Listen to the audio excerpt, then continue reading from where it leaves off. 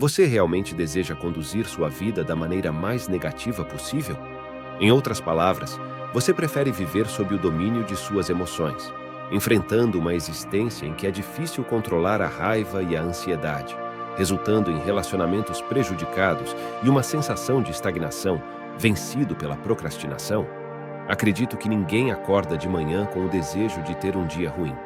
Por essa razão, dentro da filosofia estoica, identificamos 9 maus hábitos que é crucial começar a eliminar de sua vida o mais rápido possível. O estoicismo é uma abordagem filosófica que foi adotada por muitas pessoas notáveis, como economistas, imperadores, celebridades e políticos. Essa sabedoria valiosa está ao nosso alcance, mas antes de nos aprofundarmos nesse conhecimento, gostaria de fazer um pedido a você.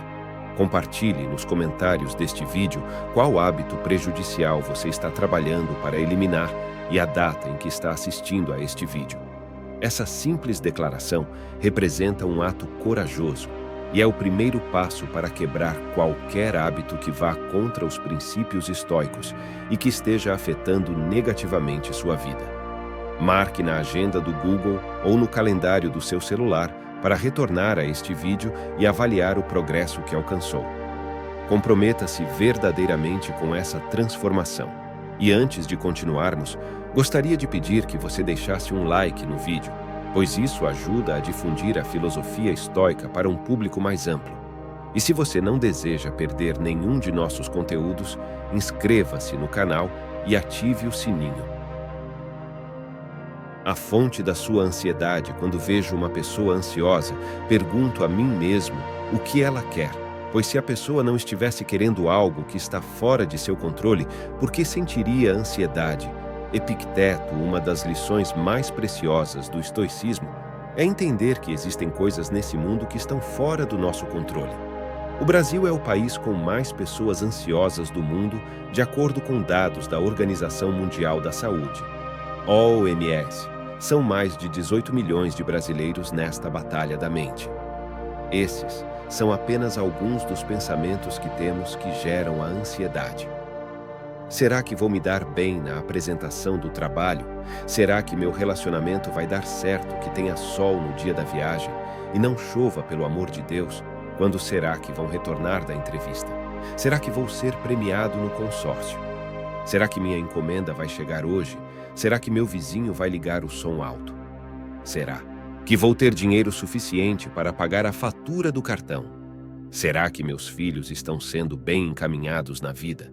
Espero que o trânsito não esteja muito ruim na hora do meu compromisso. Espero que meu negócio dê certo. Todas essas situações.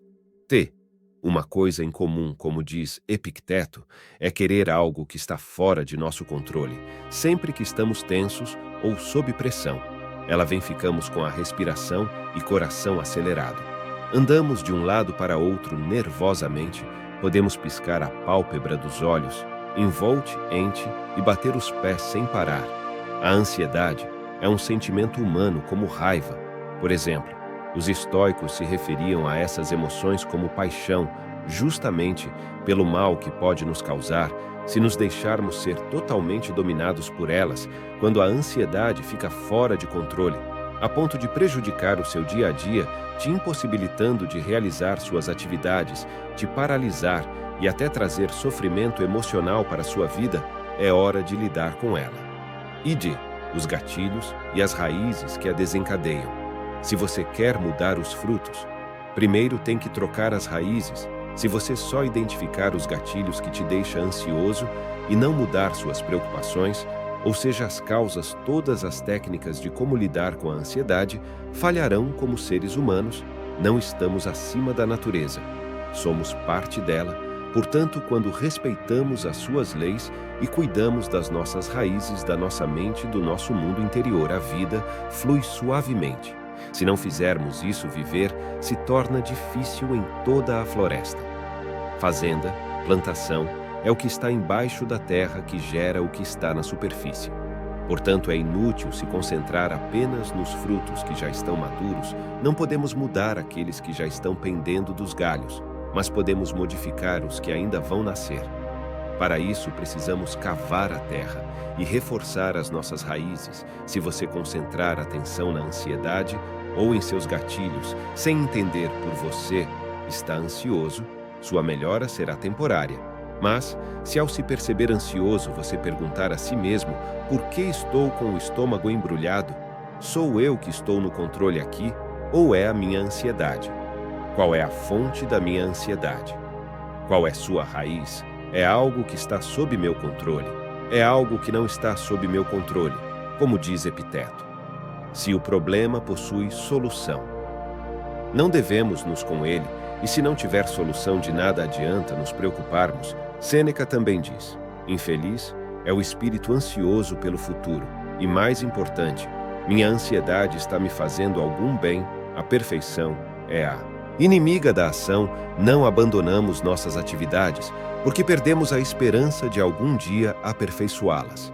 Epicteto, o perfeccionismo, muitas vezes nos aprisiona, se torna uma armadilha na qual muitos de nós caem. Afinal, a ação é mais valiosa do que a perfeição que nunca se materializa. O perfeccionismo não é sinônimo de dedicação e esforço como alguns acreditam. É, na realidade, uma necessidade excessiva de ser impecável, de parecer perfeito. E a ilusão de que a perfeição é atingível, Epicteto nos lembra que nunca seremos perfeitos e que perfeição não existe. Pois somos humanos e, por natureza, somos falhos quando temos esse traço na nossa personalidade, ou agimos com perfeccionismo, temos a crença de que se viver de forma perfeita, agir perfeitamente e parecer perfeito, os sentimentos negativos como culpa, julgamento e vergonha serão evitados. E o perfeccionismo acaba sendo um escudo para evitar os julgamentos ou desapontamentos. Nossas ações devem se concentrar no progresso e não na busca obstinada pela perfeição. Então, quando você demorar mais tempo para executar uma tarefa simples do que o necessário, ou quando começar a procrastinar a entrega de um projeto no trabalho porque ele ainda não está perfeito, ou quando você se recusa a começar algo porque no momento as condições não são perfeitas, ou você sente medo de falhar, quando se sente sobrecarregado ao tentar manter tudo perfeito ao seu redor, lembre-se que feito é melhor do que perfeito. A ideia não é acomodar-se ou fazer as coisas com desleixo, comprometendo seus padrões de qualidade, mas não ficar aprisionado pelo idealismo da perfeição.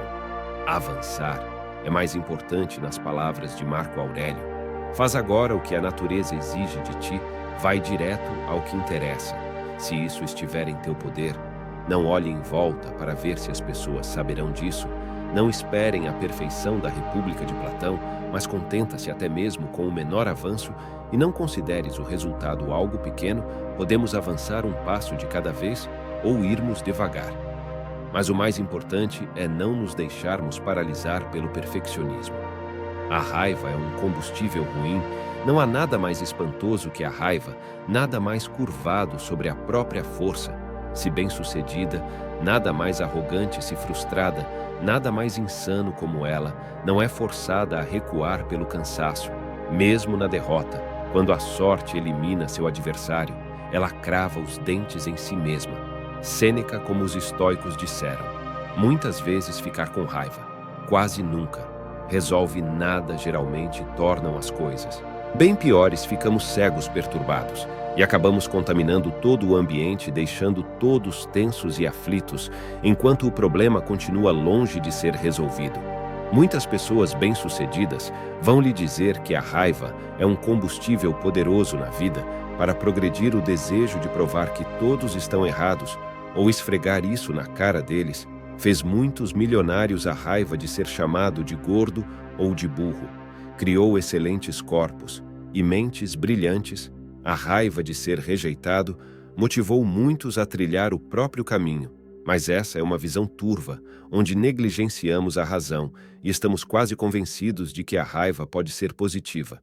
Essas histórias ignoram por completo a poluição emocional e o desgaste que a raiva provoca. Quando usamos a raiva como combustível, ela se esgota, nos forçando a gerar mais e mais raiva para continuarmos motivados. No final, a única fonte que resta é o ódio a si mesmo. Como Martin Luther King Jr. alertou, o ódio É um fardo pesado demais para suportar, e isso vale para a maioria das emoções extremas. Elas são um combustível tóxico, e um pouco de raiva pode contaminar toda a sua vida, e estamos cercados de consequências. Como diz Marco Aurélio, quão mais nocivas são as consequências da raiva e da dor que as circunstâncias que as provocam em nós. A primeira regra quando se está no buraco é pare de cavar, por mais simples que seja, quando estamos em um buraco mental, emocional ou até financeiro. Nossa tendência é cavar ainda mais fundo quando quebramos nossa dieta com um pedaço de chocolate, ficamos com raiva e reagimos com descontrole, chutando o balde nas próximas refeições. Quando estamos endividados, ficamos irritados pela situação e não conseguimos parar de contrair mais dívidas. E assim por diante, muitas vezes, quando algo dá errado, não saem como planejado e nos vemos enfrentando adversidades. Nossa primeira reação é nos afundar ainda mais, piorando a situação. Se nos deixarmos levar pela raiva e irritação ou sentimento de injustiça, agimos impulsivamente cavando. Ainda mais hoje, quero propor a você uma tarefa simples, mas poderosa. Não complique mais as coisas independentemente da situação. Evite adicionar raiva ou emoções negativas. A ela resista ao impulso de reagir de forma impulsiva e furiosa. Em vez disso, dê um passo atrás e pare de cavar um buraco mais profundo. Deixe as coisas como estão. Pare de cavar. Em seguida, planeje uma saída. Trace um plano para superar os desafios. Não haja para impressionar os outros. Se alguma vez dirigir sua vontade para coisas fora de seu controle, a fim de impressionar, alguém tem ciência de que destruíste todo o teu propósito na vida, contenta-se então em ser um filósofo em tudo que faz e, se desejar, também ser visto como um primeiro, mostra a ti mesmo que és e terás sucesso. Epicteto. Essa sabedoria de Epicteto nos alerta sobre a armadilha de agir apenas para impressionar os outros. Compramos coisas de que não precisamos, geralmente com o dinheiro que não temos, para impressionar pessoas de quem não gostamos. Quantas vezes nos perdemos em enormes esforços para conquistar a aprovação de alguém, quando refletimos sobre as coisas que fazemos para ganhar a aceitação dos outros? Às vezes parece que caímos em um estado temporário de insanidade.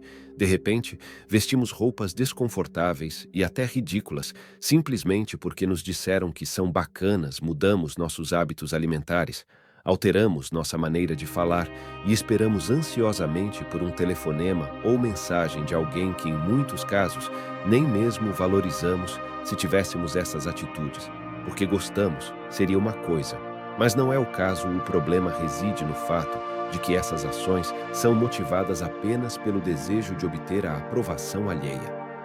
Naturalmente, todos gostamos de ser admirados pelas pessoas ao nosso redor. Mas o problema surge quando essa necessidade de aprovação se torna uma ânsia constante.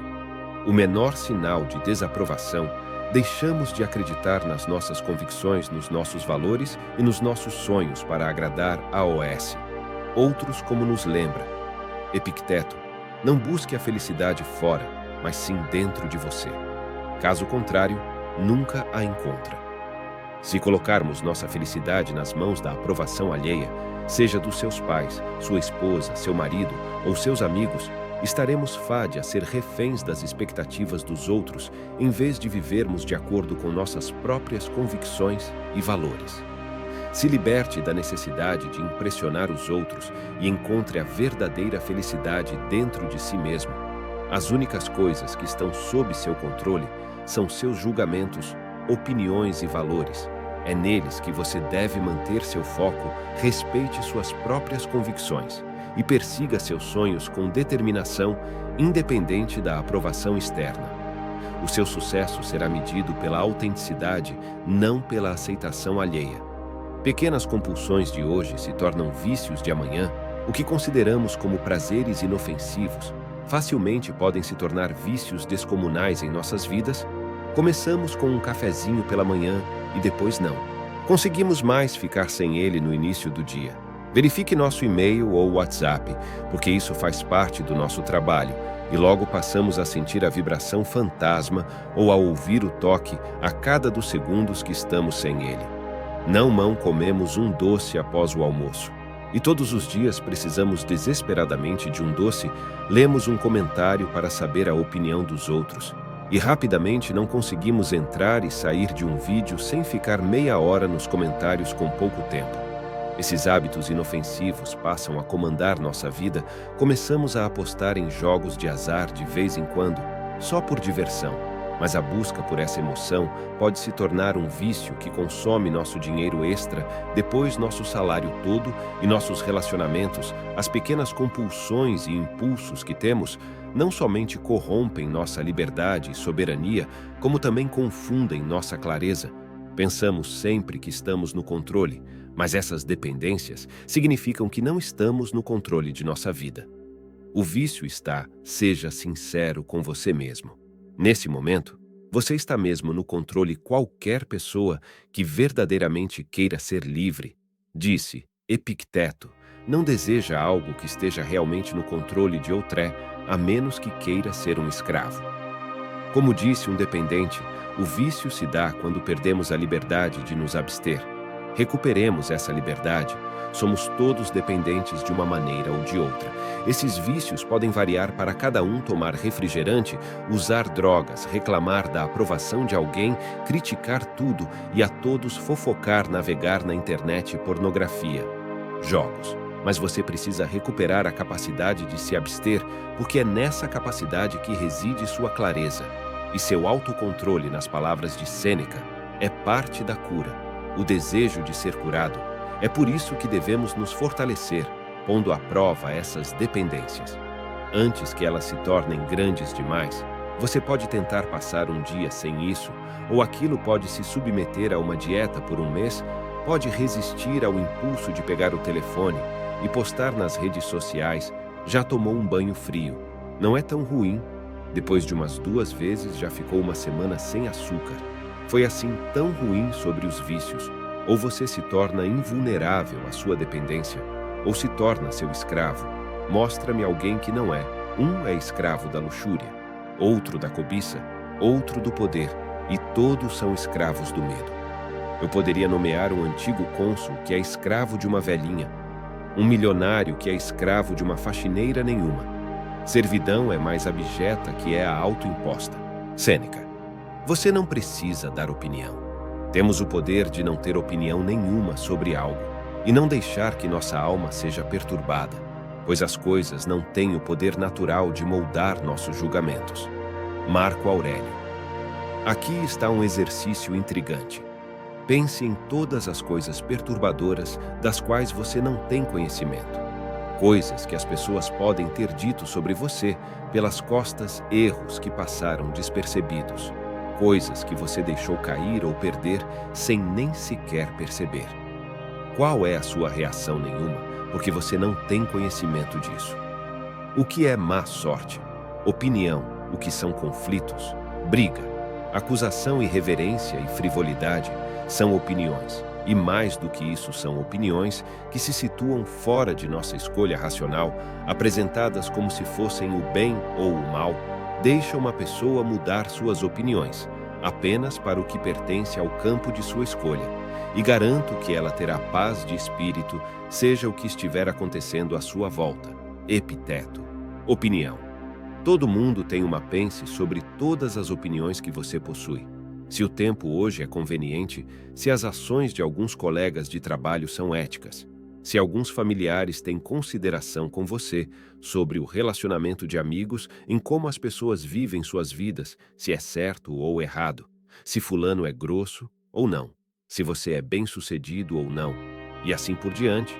A toda hora estamos olhando para o mundo à nossa volta e expressando nossas opiniões sobre ele, e frequentemente nossas opiniões são moldadas por modelos e paradigmas, por nossas experiências de vida, nossas expectativas e às vezes por nossa ignorância e falta de conhecimento, em especial quando ter uma opinião nos deixa contrariados, irritados, bravos. Isso consome totalmente nossa energia. Pratique a habilidade de não pensar absolutamente nada sobre determinada situação. Já fazemos isso quando não temos consciência da situação. Precisamos aprender a cultivar esse poder conscientemente, em vez de apenas exercê-lo acidentalmente. Faça dessa situação algo irrelevante ou inexistente para você, e assim, ela perderá o poder sobre você. Em outras palavras, é possível não ter uma opinião sobre algo que aconteça ou que você conheça, em vez de permitir que sua energia seja sugada. Por isso, gaste seu tempo no que realmente importa na sua vida. Você mesmo, seu crescimento, suas metas e cuidando e servindo as pessoas que verdadeiramente importam para você. Síndrome da Gabriela. Eu nasci assim. Se fores derrotado uma vez e disseres a ti mesmo que vencerás, mas continuares como antes, saiba que no fim estarás tão doente e enfraquecido que acabarás por não perceber seu erro e começará a racionalizar teu comportamento. Epicteto. Eu simplesmente nasci. Assim nunca. Aprendi nada diferente. Todo mundo faz isso. Que tipo de afirmações são?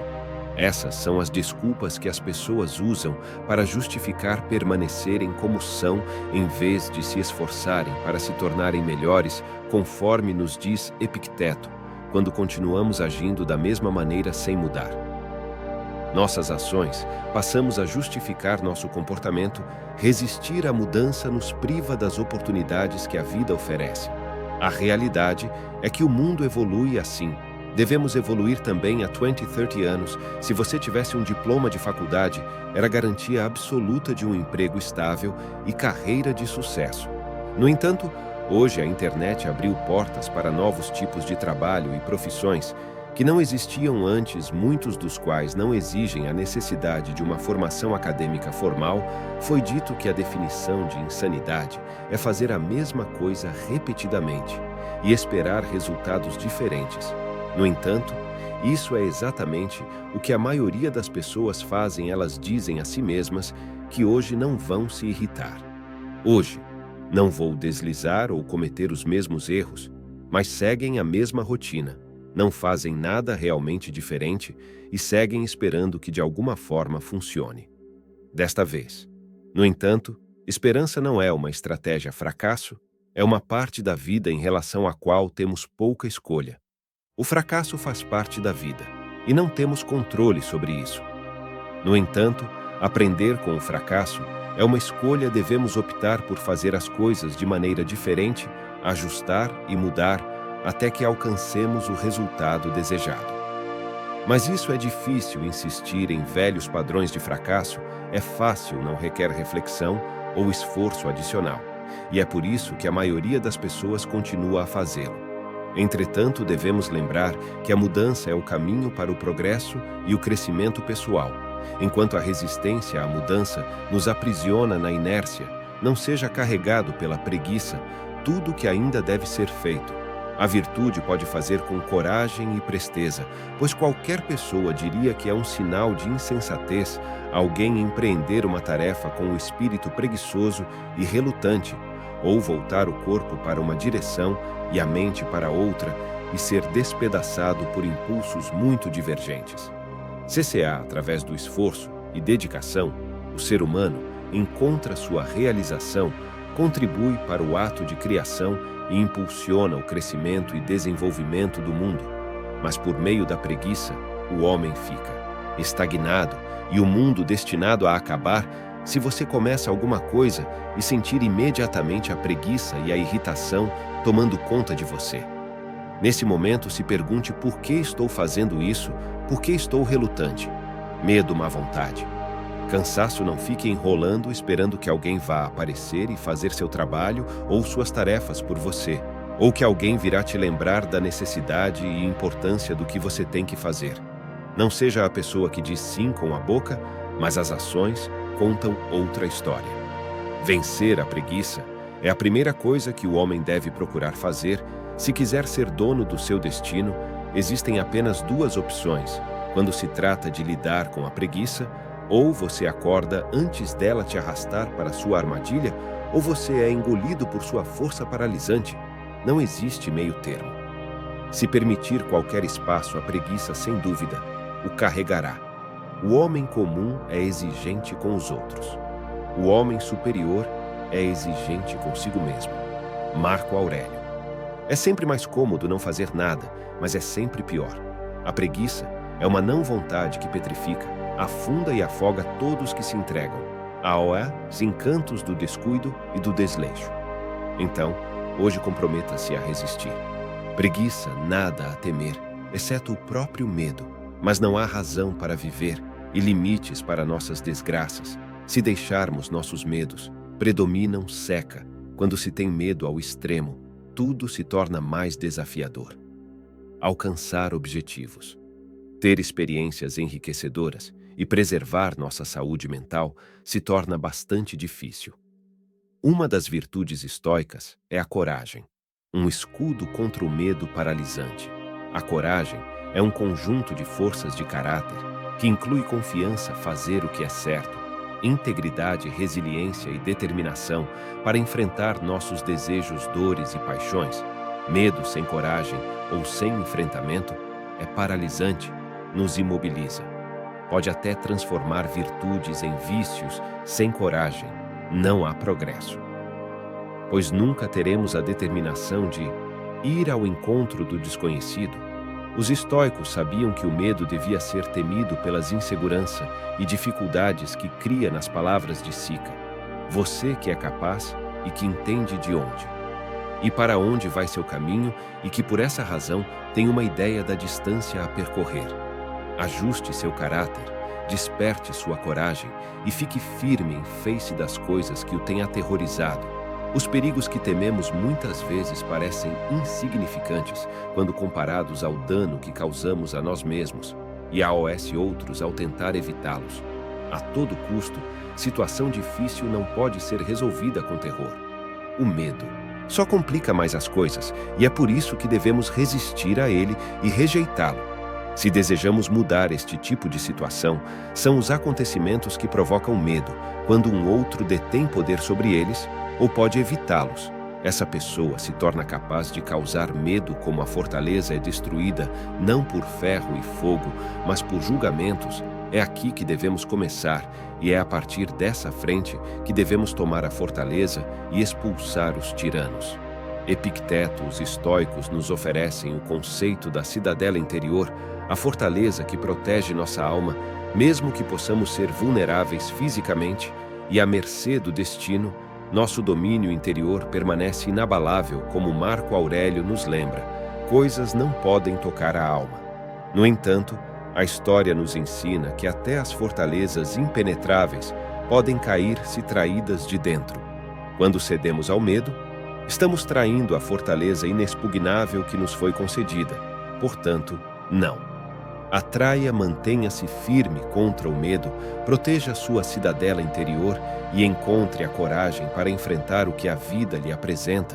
Aquele que não transmite luz cria sua própria escuridão. Marco Aurélio. E aqui deixo mais 2 vídeos cheios de sabedoria estoica que tenho certeza de que você vai apreciar. Não se esqueça de inscrever no canal. E nos comentários fixamos 2 links. Caso queira ajudar ao canal adquirindo 22 papéis de parede estoicos para seu celular ou fazendo uma doação a partir de R$ 5. E até a próxima.